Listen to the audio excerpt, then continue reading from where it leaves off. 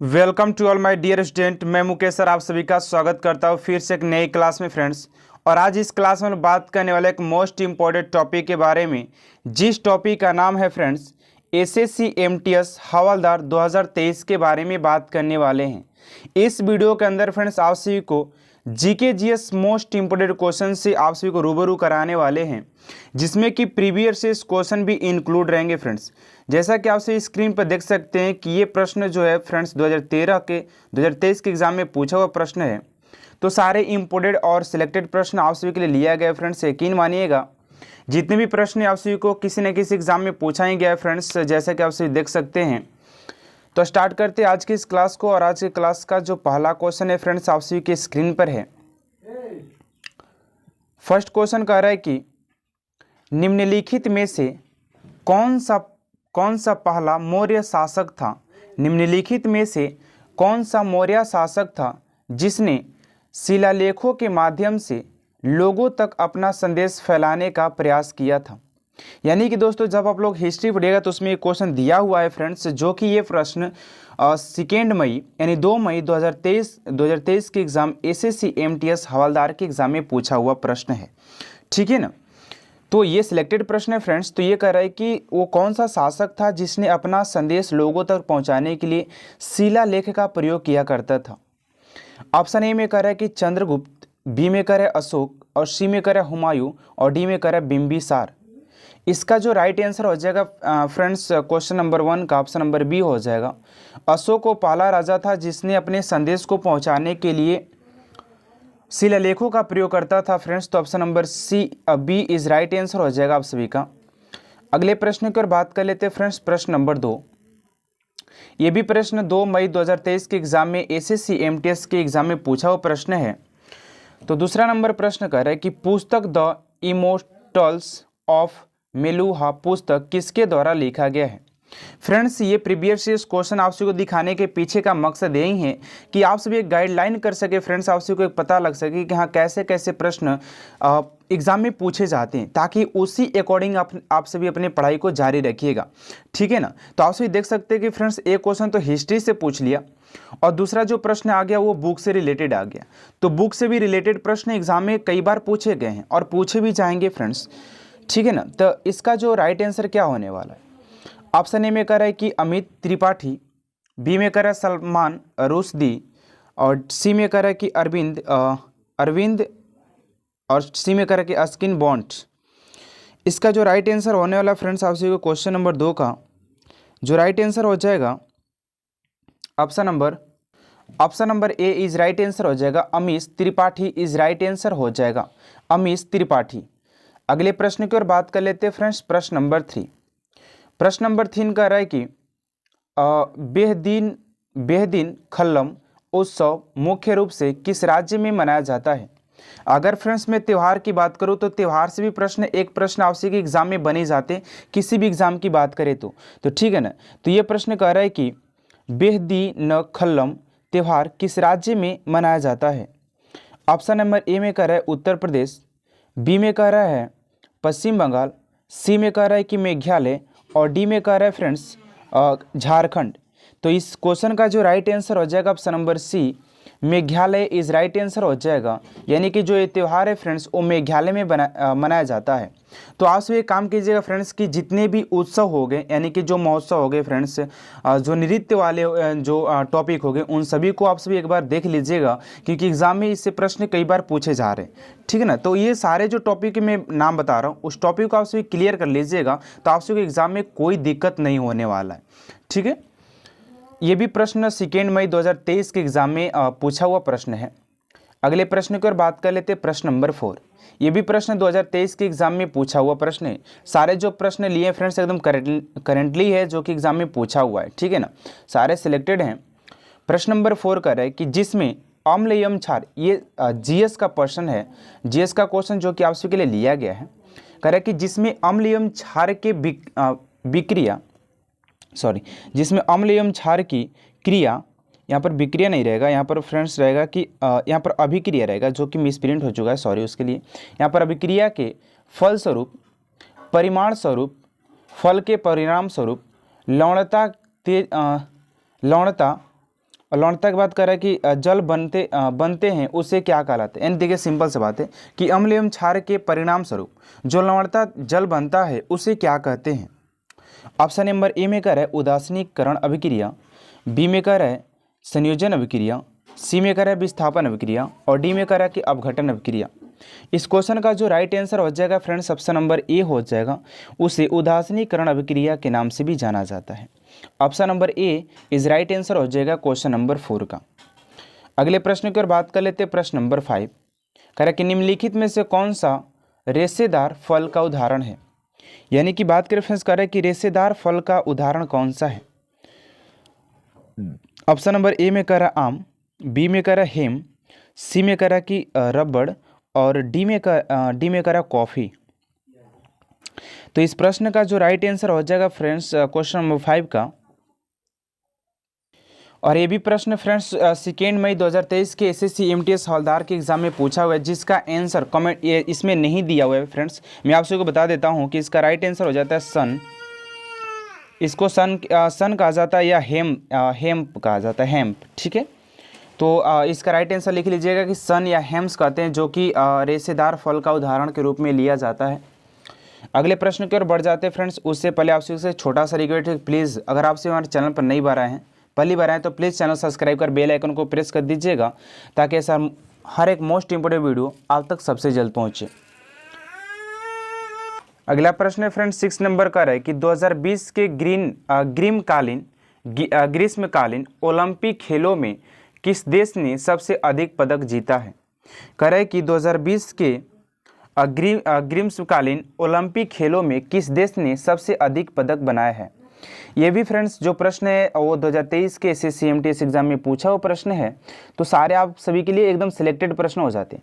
आप सभी ये बात बोलेगा यार ये तो प्रश्न पूछ दिए फिर आप क्यों ला रहे हैं, क्योंकि आप सभी के लिए ये इसीलिए लाया जा रहा है ताकि आप सभी को एक गाइड लग सके, गाइडलाइन का पता लग सके कि हाँ कैसे कैसे प्रश्न किस टॉपिक से प्रश्न पूछे जा रहे हैं, ताकि आप सभी उस टॉपिक को क्लियर करके जाएँ, ताकि आप सभी को एग्जाम में कोई दिक्कत ना हो। ठीक है ना। तो कह रहे फ्रेंड्स इसका जो राइट आंसर हो जाएगा ऑप्शन नंबर ए में कह रहा है कि संयुक्त राज्य अमेरिका, बी में कह रहा है कि चीनी जनवादी गणराज्य, सी में कह रहा है जापान और डी में कह रहा है ग्रेट ब्रिटेन। तो इसका राइट आंसर हो जाएगा फ्रेंड्स ऑप्शन नंबर ए हो जाएगा। संयुक्त राज्य अमेरिका सबसे अधिक पदक जीतने वाला हो जाता है देश। आप सभी का option number A is right answer हो जाएगा। ओके, अगले प्रश्न की ओर बात कर लेते हैं फ्रेंड्स। प्रश्न नंबर 7 कह रहा है कि 2011 की जनगणना के अनुसार भारत के निम्नलिखित में से किस राज्य का लिंगानुपात सबसे अधिक है। मैं आप सभी को एक इन्फॉर्मेशन देना चाहता हूं फ्रेंड्स। अगर आप सभी 2011 की जनगणना के उन संपूर्ण क्वेश्चन को अगर संग्रह चाहते हैं तो इसी प्लेलिस्ट के नीचे, इसी वीडियो के प्लेलिस्ट में जाकर के आप चेक कर सकते हैं। वहां पर 2011 की जनगणना के उन सारे प्रश्नों को एक ही वीडियो में संग्रह लिया गया है, जो कि आपसे एग्जाम में बार बार पूछे जा रहे हैं। जैसे कि ये 2023 के एग्जाम में भी प्रश्न पूछा हुआ है एसएससी एमटीएस के एग्जाम में, तो एक बार जरूर जाकर के उस वीडियो को क्लियर कर लीजिएगा आप सभी। इसका जो राइट आंसर हो जाएगा friends Kerala is right answer हो जाएगा। Option number B is right answer हो जाएगा।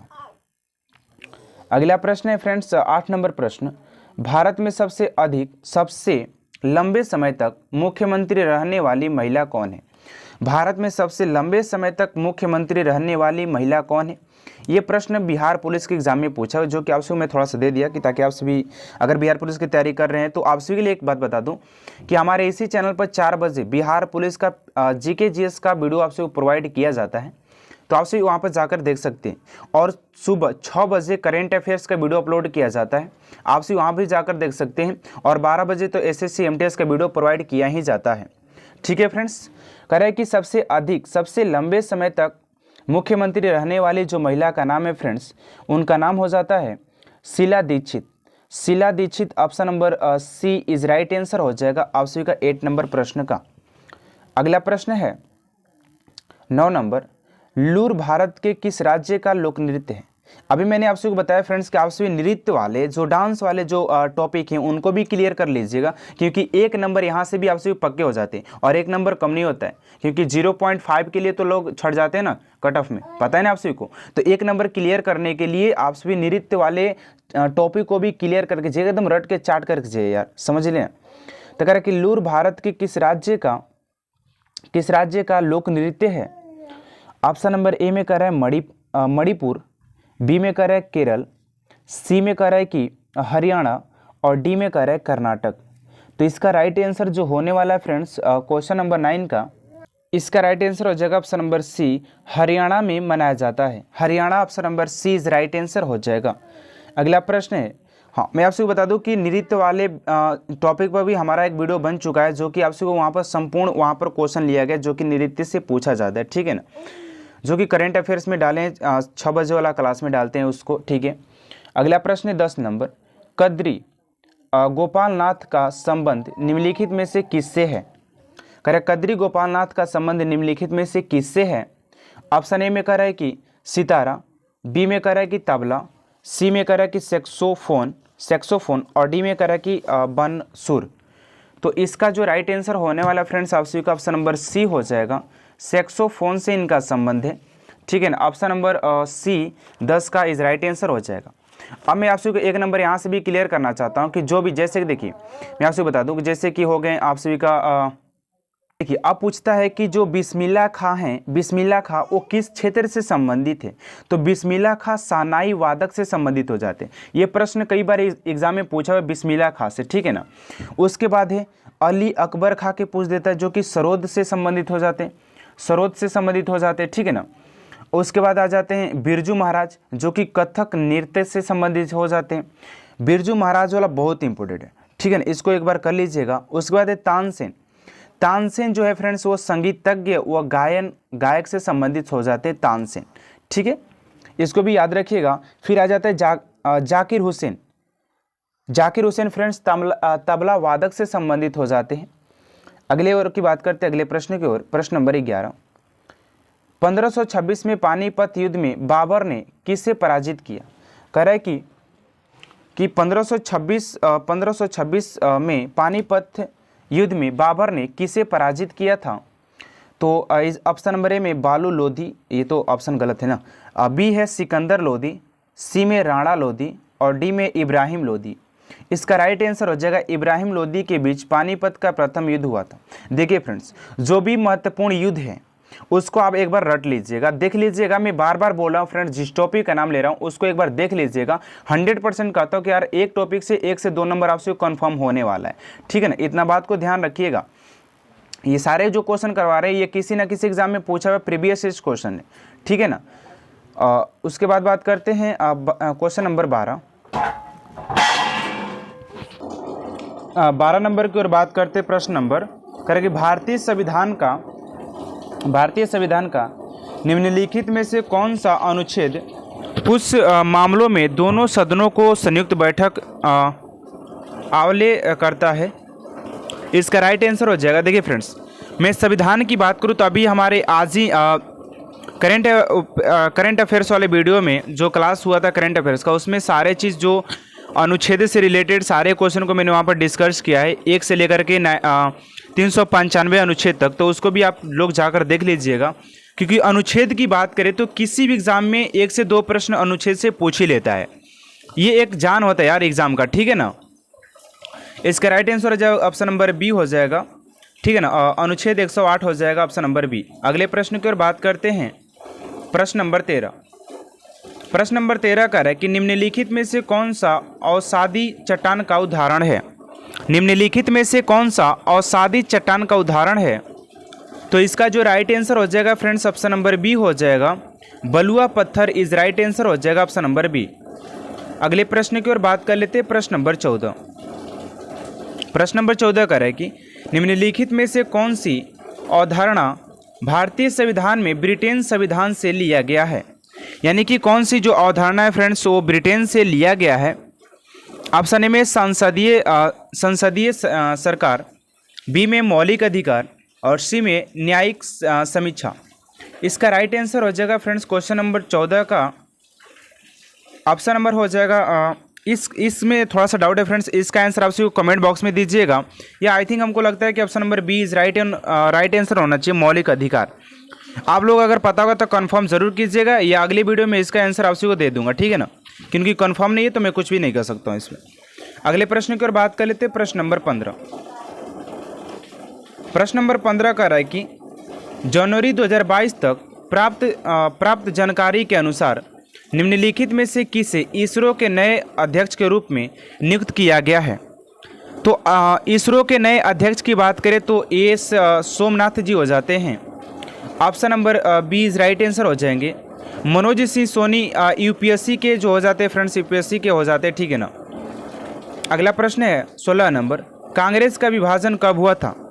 कांग्रेस का विभाजन कब हुआ था? तो इसका राइट आंसर हो जाएगा ऑप्शन नंबर सी, 1907 में कांग्रेस का विभाजन हुआ था, 1907 ईस्वी में, ठीक है। अगला प्रश्न है 17 नंबर, कह रहा है कि भारतीय संविधान की किस अनुसूची में राज्य व केंद्र शासित प्रदेश और उनके आदि क्षेत्रों की सूची शामिल है? तो इसका राइट आंसर हो जाएगा प्रश्न नंबर 17 का ऑप्शन नंबर ए हो जाएगा। पहली सूची में इसे शामिल किया गया, ऑप्शन नंबर ए आपसी का राइट हो जाएगा। अगला प्रश्न है 18 नंबर, एम.एस. स्वामीनाथ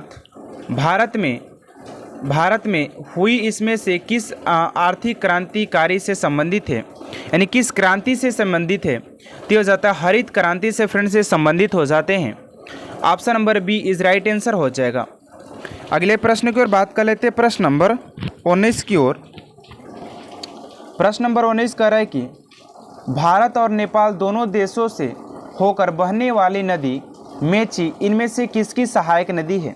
दोस्तों रिवर से भी एक प्रश्न पूछ ही लिया जाता है आप सभी के एग्जाम में, तो इसको भी क्लियर कर लीजिएगा, कौन सी नदी कौन सा जो नगर है वो किस नदी किनारे है, ऐसे ही प्रश्न पूछे जाते हैं, ठीक है ना। तो इसका राइट आंसर क्या हो जाएगा? ऑप्शन ए में करें गंगा, बी में करें गोदावरी, सी में करें महानदी और डी में करें इनमें से कोई नहीं। इसका राइट आंसर हो जाएगा Mahanadi, option number C is right answer हो जाएगा। अगला प्रश्न है 20 नंबर, करें कि इनमें से कौन सा राजा हर्षवर्धन के दरबारी कवि थे? इनमें से कौन सा राजा हर्षवर्धन के दरबारी कवि थे? तो इसका राइट आंसर हो जाएगा 20 का ऑप्शन नंबर सी, बाल भट्ट इज राइट आंसर हो जाएगा, बाल भट्ट, ऑप्शन नंबर सी। अगला प्रश्न है 21 नंबर, किस मूल भारतीय राजवंश ने अपने शासकों के बीच चित्र वाले सिक्के जारी किए थे? तो इसका राइट आंसर हो जाएगा ऑप्शन नंबर सी, सातवाहन वंश के, ठीक है ना। अगला प्रश्न है 22 नंबर, भोटिया भारत के किस राज्य से संबंधित अनुसूची जनजाति है? ये भी प्रश्न इंपोर्टेड और सिलेक्टेड है प्रश्न, ठीक है ना। तो 22 का जो राइट आंसर हो जाएगा ऑप्शन नंबर ए हो जाएगा, उत्तराखंड से संबंधित हो जाता है। उत्तराखंड से भोटिया जो अनुसूची जनजाति हो जाते हैं वो संबंधित हो जाते हैं। अगला प्रश्न है 23 नंबर, निम्नलिखित में से कौन सी नदी बंगाल की खाड़ी में गिरती है? निम्नलिखित में से कौन सी नदी बंगाल की खाड़ी में गिरती है? ती हो जाती है कावेरी। कावेरी जो होती है फ्रेंड्स वो बंगाल की खाड़ी में जाकर के गिरती है, option number B is right answer हो जाएगा। अगला प्रश्न है 24 नंबर, खारे पानी में रहने वाले मगरमच्छ कहाँ पाए जाते हैं? खारे पानी में रहने वाले जो मगरमच्छ है फ्रेंड्स वो कहाँ पाए जाते हैं? तो पाए जाते हैं अंडमान और निकोबार द्वीप में, द्वीप समूह में पाए जाते हैं, option number D is right answer हो जाएगा। अगला प्रश्न 25 नंबर, चीनी यात्री ह्वेनसांग किसके शासनकाल में भारत आया था? कह रहे कि चीनी यात्री ह्वेनसांग किसके शासनकाल में भारत आया था? तो ये आया था हर्षवर्धन के समय, Harshvardhan, option number C is right answer हो जाएगा। सारे प्रश्नों को फ्रेंड्स कॉपी में नोट जरूर कीजिएगा। 26 नंबर है, किस पशु के अवशेष सिंधु घाटी सभ्यता से प्राप्त नहीं हुई? यानी कौन से वो जो पशु है फ्रेंड्स जिसका जो हड्डी है वो सिंधु सभ्यता से प्राप्त नहीं हुई थी? तो वो था शेर। शेर की हड्डी प्राप्त नहीं हुई थी, बाकी सबकी हड्डी उसमें प्राप्त हुआ था सिंधु सभ्यता की। और हाँ एक बात और बता दूं, अगर सिंधु सभ्यता की बात करें तो सिंधु सभ्यता को हड़प्पा सभ्यता के नाम से भी जाना जाता है। सिंधु सभ्यता की पूर्व स्थल की बात करें तो आलमगीरपुर उत्तर प्रदेश में हो जाता है। सिंधु सभ्यता के लोग लोहा से अपरिचित थे, तांबा को जानते थे। तांबा जो बनने वाला प्रथम जो औजार था वो कुल्हाड़ी था। सिंधु सभ्यता की प्रथम जानकारी किसने दिया था फ्रेंड्स? तो वो दिए थे चार्ल्स मैसन ने दिया था। उसके बाद बात करें सिंधु सभ्यता को हड़प्पा सभ्यता के नाम से भी जाना जाता है, जिसे 1921 ईस्वी में खोजा गया था। सिंधु सभ्यता मात्र प्रधान था फ्रेंड्स, ठीक है ना। अगला प्रश्न है 27 नंबर, गायत्री मंत्र किस पुस्तक से मिलता है? किस पुस्तक में मिलता है? गायत्री मंत्र किस पुस्तक में मिलता है? तो गायत्री मंत्र ऋग्वेद में मिलता है फ्रेंड्स, ऋग्वेद में। अगला प्रश्न है 28 नंबर, बुद्ध ने शारीरिक उपदेश कहाँ दिए थे? बुद्ध ने शारीरिक उपदेश फ्रेंड सरवती में दिया था, श्रावस्ती में दिया था। Option number C is right answer हो जाएगा। अगला प्रश्न है कि शुंग वंश का संस्थापक कौन था? शुंग वंश के संस्थापक की बात करें फ्रेंड्स तो ये कौन था? तो ये था पुष्यमित्र था। पुष्यमित्र ने इसका संस्थापक था। अगला प्रश्न है 30 नंबर, भारत का सबसे प्राचीन विश्वविद्यालय कौन है? भारत का सबसे प्राचीन विश्वविद्यालय कौन है? तो इसका राइट आंसर हो जाएगा Takshashila. Option number A is right answer हो जाएगा तक्षशिला। तो आज के लिए इतना ही फ्रेंड्स। आपसे को वीडियो कैसा लगा इनमें जरूर बताइएगा। वीडियो अच्छा लगता है प्लीज़ चैनल सब्सक्राइब कर बेल आइकन को प्रेस कर दीजिएगा ताकि ऐसा हर एक मोस्ट इंपोर्टेंट वीडियो आप तक सबसे जल्द पहुंचे। और एक बार कमेंट करके जरूर बताइएगा फ्रेंड्स कि वीडियो कैसा लगता है, ठीक है ना। और वीडियो को ज़्यादा से ज़्यादा शेयर कीजिएगा ताकि सब भाइयों और सब स्टूडेंटों के पास ये वीडियो पहुँच पाए। मिलते हैं नेक्स्ट वीडियो में। Thanks for watching my video.